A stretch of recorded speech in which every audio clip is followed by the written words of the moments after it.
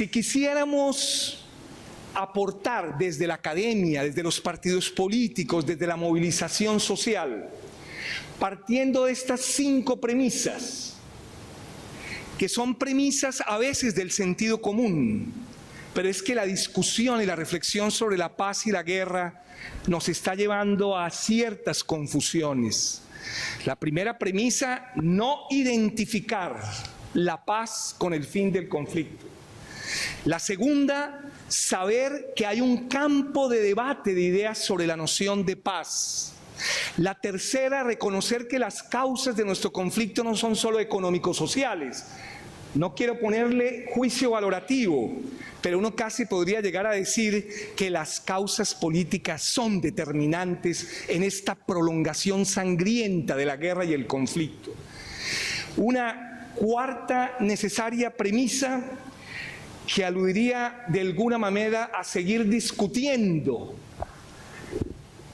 todo el debate sobre la política, sobre el sentido de la refundación y los síntomas de la refundación necesariamente de la política, etcétera, etcétera. Tendríamos que plantearnos desde nuestras tradiciones qué entendemos por democracia. Sí. ¿Qué problema? Pero nosotros siempre volvemos a los conceptos, ¿no? Claudio Katz, un gran investigador de origen argentino, nos ha ayudado en esa cartografía latinoamericana y nos ha planteado que en América Latina están en disputa por lo menos 6 a 7 conceptos de democracia bastante diferentes. No solo lo que dicen los filósofos, sino lo que en la política pública se plasma de noción de democracia. Yo acostumbro a repetir que hoy no se puede hablar de qué es la democracia, sino de teorías democráticas, porque hay varias teorías democráticas. La primera, de raíz neoliberal, nosotros la llamamos democracia gobernable y se identifica con 4 palabras. Democracia, en la mente de muchos teóricos del neoliberalismo, es procesos eficaces, más buen gobierno, más estabilidad fiscal, más legitimidad procedimental. No puedo entrar en cada uno de ellos, pero ahí hay una inversión y reconstrucción y abandono de la democracia clásica. La categoría principal es que un gobierno eficaz, un gobierno que tiene estabilidad fiscal y un gobierno que tiene reglas de juego legítimas es democrático. Democracia gobernable la llamamos en nuestra cartografía. Una segunda democracia que llamamos institucionalista considera la democracia como un régimen constitucional que va progresivamente expandiendo derechos civiles, estabilizando el sistema político y mejorando el nivel de vida. Pero ¿quién es el desencadenante del proceso? El régimen constitucional. Si expande derechos, mejora el nivel de vida, es un régimen democrático institucional. Tercero, una democracia elitista. Plantearía que la democracia es un mecanismo de selección de los gobernantes para administrar el sistema político con criterios de mercado, fundamentalmente, y con una ciudadanía pasiva. Entonces, el acento en ese concepto de democracia es que haya claridad en quiénes gobiernan y quiénes son gobernados, ¿no? Y en ese sentido, la base del criterio es que el mercado progresivamente sea un gran distribuidor de bienes, justicia, educación, etc. Una democracia deliberativa que le otorga al diálogo y a la calidad comunicativa el camino central para armonizar los intereses individuales y los intereses colectivos, pero que trabaja muy poco el problema de la desigualdad social. Es decir, la calidad de comunicación y la calidad del diálogo es el mejor mecanismo para ir mejorando la vida en sociedad y reconciliando los intereses individuales y los intereses colectivos. Quinto, una democracia participativa postula un ordenamiento social y político que debe fomentar la disposición de los ciudadanos y las ciudadanas a participar en algunos asuntos delimitados. En ese sentido, la democracia participativa pues tiene muy delimitado en qué podemos participar. Por ejemplo, podemos participar en la Junta del Banco de la República, pues totalmente excluido. Podemos participar en el delineamiento central del presupuesto participativo, totalmente prohibido.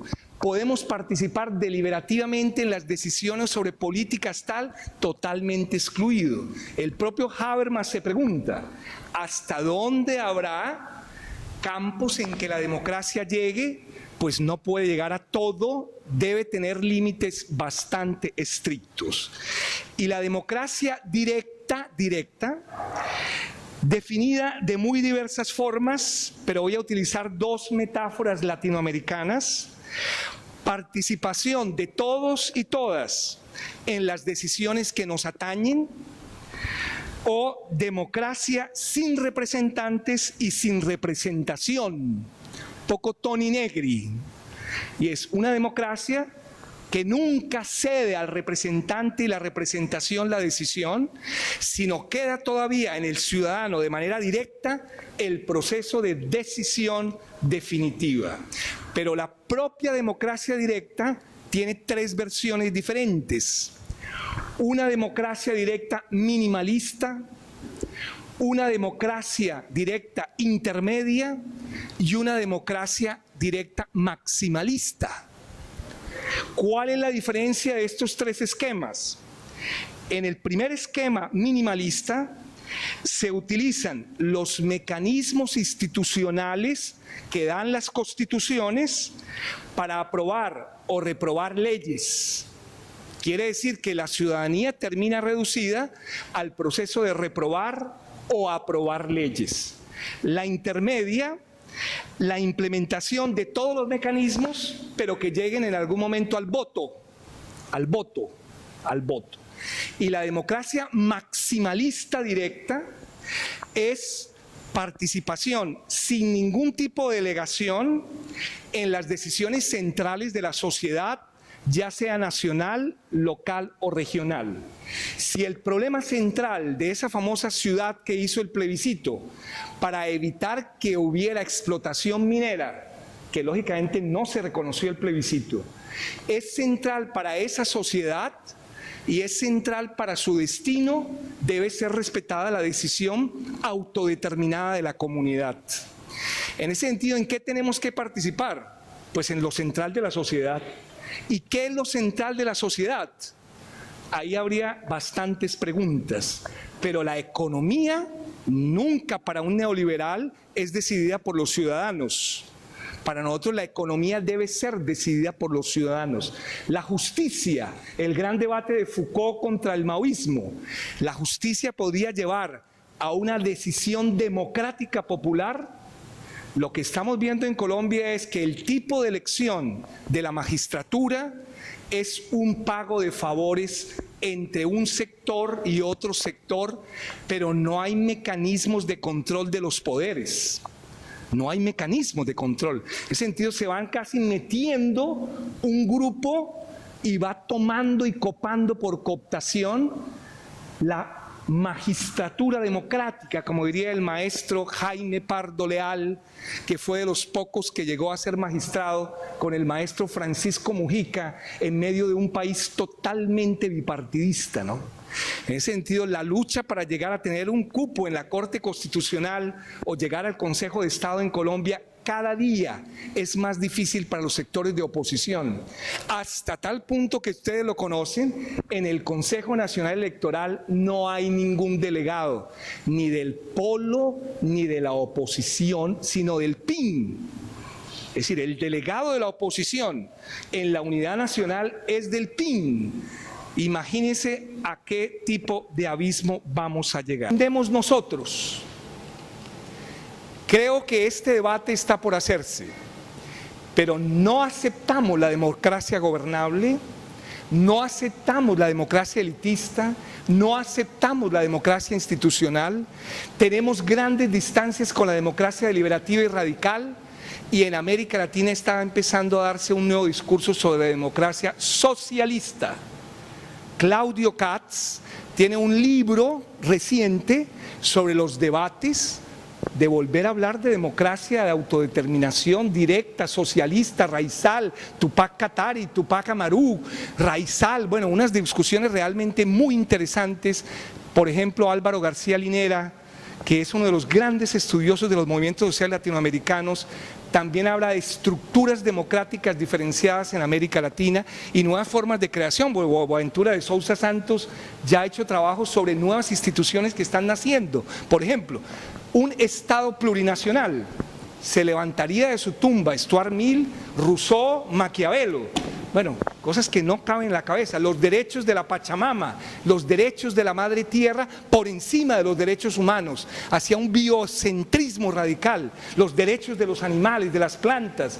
Bueno, eso lo hicieron los indígenas y campesinos en el 2010, en esa bellísima declaración de los derechos de la Pachamama que consiguen ustedes en internet, que con su capacidad sintética campesina indígena son 4 artículos, 4. Y en esos 4 artículos hay una teoría metafísica epistemológica de la vida. Es una ontología que uno, a nivel de Aristóteles, diría yo, lo que pasa es que no la leemos porque no se leen los latinoamericanos ni las propias creaciones nuestras. El propio Boaventura de Sousa Santos, que cual uno puede tener bastantes distancias, lo ha señalado. Bien, y el último elemento es el siguiente. Si ya hemos disputado un concepto de democracia, porque no solo la derecha tiene concepto de democracia, la oposición y las tradiciones democráticas en el propio programa de la Unión Patriótica que se hizo en el año 1987, hay una frase que dejó plasmada el maestro Orlando Falsborda, que es una frase magistral, dice: tenemos que recuperar en Colombia las tradiciones democráticas y populares de raíz latinoamericana. Tenemos la obligación de investigarlas, de estudiarlas, y quedó plasmado en el programa número 2 de ese partido que fue completamente masacrado porque se volvió una alternativa de poder real regional. Ese es el motivo. Cuando fue alternativa real de poder regional, la única forma de eliminarlo fue a través del exterminio y los fusiles, no a través de la deliberación y la argumentación y la lucha electoral, sino el exterminio. ¿Qué caminos tenemos para los cambios democráticos? Tenemos, decíamos, 2 caminos. Un camino sería seguir literalmente la agenda del punto 2. Los 7 puntos. Parece ser que ese es el camino que se ha venido siguiendo, porque lógicamente, como en toda norma y todo escrito, hay problemas hermenéuticos de interpretación, ¿no? Entonces el gobierno jala para que nos quedemos solamente limitados a la agenda, pero la agenda es rica. La agenda habla de acceso a los medios de comunicación, habla de población vulnerable, habla de necesidad de garantizar la existencia, persistencia y permanencia de los movimientos sociales y políticos emergentes, etcétera, etcétera, etcétera. La otra, que es la que uno aspiraría, y es la que yo un poco planteaba en la mesa de La Habana, es reagrupar temáticamente para lograr algo más en las esperanzas y el horizonte de expectativas de la sociedad colombiana. Y es de alguna manera plantear 5 campos que se van nutriendo de contenido, es decir, basados en la agenda, pero también reagrupando temática, políticamente. No me voy a detener demasiado en ello, en algunos trabajos se han venido sosteniendo, pero hemos planteado 5 ámbitos. Primer ámbito, el ámbito de reformas democráticas del Estado. Lógicamente, la delegación del gobierno puede decir, aquí no se va a reformar el Estado. Sí, es parte de la correlación de grados de fuerza. Pero ¿qué tipo de pequeños cambios? Mejorar su papel en las regiones. Eso es una petición histórica, digamos, no es una petición exagerada. ¿En qué campos el Estado tiene que hacer más? Llamémoslo como ustedes quieran. Presencia, intervención, acompañamiento, apoyo, cercanía, consejo del Estado. En campos como el desarrollo, en campos como la justicia y en campos como los derechos fundamentales. Sí, porque o si no, los poderes clientelales, los poderes económicos regionales, no les interesa que haya presencia estatal con todo lo que ello puede más o menos, digamos, implicar. Pero es simplemente un Estado que realice efectivamente una presencia en desarrollo, en justicia y mínimamente en la protección y realización de derechos fundamentales. Medidas para controlar los excesos de centralismo y de presidencialismo, cambios en la magistratura, una reforma a la justicia. Es un clamor nacional. Ya no creo que haya nadie en Colombia que esté contento con la Constitución del 91 como planteó el proceso de construcción de la magistratura democrática. Nadie. Eso se volvió una forma de cooptación y ya hay síntomas realmente desgarradores como la reciente renuncia de Villarraga al Consejo de Estado, que no es un hecho aislado en una cadena de procesos como lo hemos manifestado en algunas conversaciones. Elección popular de los órganos de control. ¿Cómo hacer con el tema del procurador? ¿Cómo hacer con el tema del, digamos, el defensor del pueblo? Por lo menos que el defensor del pueblo sea una figura que defiende al pueblo y no a las élites. Es decir, hay que pensar en serio sobre eso. Una planeación mucho más participativa, participante o como quieran llamarla. Eso que inventó de alguna manera la sociedad, pero yo creo que eso está contenido en la sociedad brasilera con la idea de tener mucha más planeación y participación popular en las decisiones económicas de lo regional y lo local. Un segundo ámbito que hemos denominado el ámbito de participación política, es decir, participación política debe ser muy atendida como, solo doy píldoras, pleno ejercicio de la oposición y la protesta social, garantías para los nuevos movimientos sociales y políticos, profundización de una verdadera descentralización y no una contrarreforma a la descentralización, como esas famosas regalías que ahora la distribuirán alcaldes, gobernadores y no la academia ni la universidad, aunque muchas universidades se han hecho muchas ilusiones en el nuevo reparto de las regalías para la investigación, el desarrollo y la innovación, pero con la forma en que quedó concebido eso es muy problemático porque eso no lo deciden las comunidades investigativas, lo deciden fundamentalmente los poderes anquilosados y enquistados de muchas regiones locales,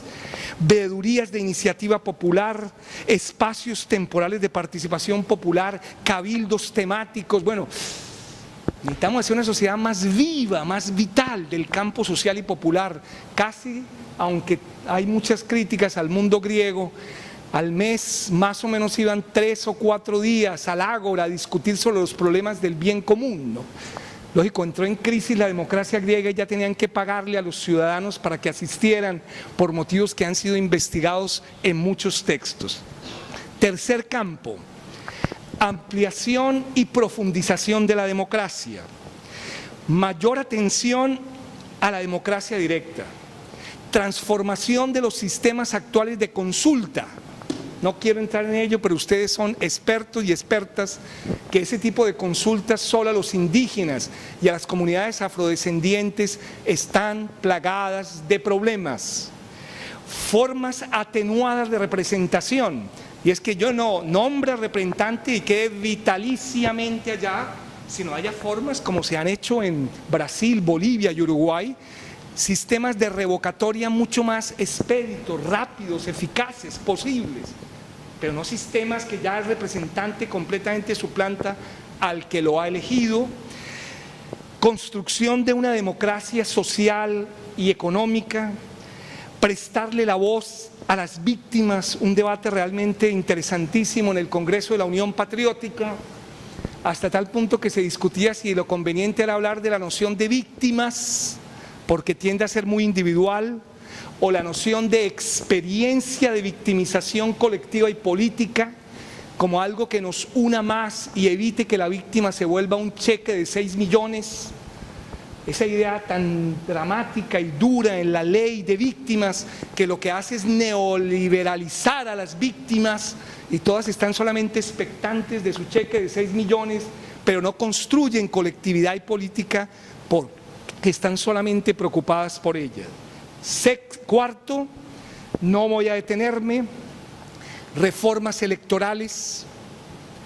Sobre ello hay trabajos cuidadosísimos, uno no puede compartir todo lo de Sudarsky, pero Sudarsky ha hecho toda una propuesta de reforma electoral en Colombia, pero hay otras propuestas de reforma electoral. Y quinto, ¿qué pasó en la negociación? No se quería hablar del mecanismo de refrendación. La insurgencia planteaba que eso era uno de los últimos puntos, pero resulta que el mecanismo de refrendación va a ser determinante para el proceso político y democrático. Entonces se fue colando de antemano en el punto número 2, y es el famoso debate que rompió la mesa, y es la presentación de un proyecto unívoco de referendo inconsulto, y es que tenía que refrendarse por vía de referendo y no por otras vías, y que hoy se está discutiendo en el Centro de Estudios de la Universidad Nacional mecanismos creativos de refrendación. ¿Será que solo es posible constituyente o referendo? ¿O pueden existir constituyentes temáticas? ¿O pueden existir constituyentes limitadas? ¿O pueden existir otro tipo de mecanismos que la filosofía del derecho y el derecho mismo tenían que construir para nuestra situación particular, ¿no? Y es el peligro también, como lo manifesté directamente allá, de que se polarice y no haya ningún tipo de puente entre o referendo o constituyente. Hay que pensar mucho más las diversas maneras y tipos de constituyentes. El día miércoles en la ciudad de Bogotá, el Centro de Seguimiento al Proceso de Paz del PNUD y la Universidad Nacional va a lanzar otro libro que esperamos llegue pronto a Cartagena sobre ese tema, ¿Existen solo dos caminos? ¿O existe en la tradición latinoamericana y en la tradición jurídica nuestra la posibilidad de hacer mecanismos mixtos, mecanismos de carácter, digamos, sincrético o mixto, o búsquedas para algunos temas? Porque ese punto será un punto determinante que ya acompaña el proceso político. Si el mecanismo, y con ello termino, que escogemos no es el mecanismo más pertinente y democrático, nos puede pasar como le ha pasado a muchos procesos de paz frustrados en América Latina. Muchísimas gracias.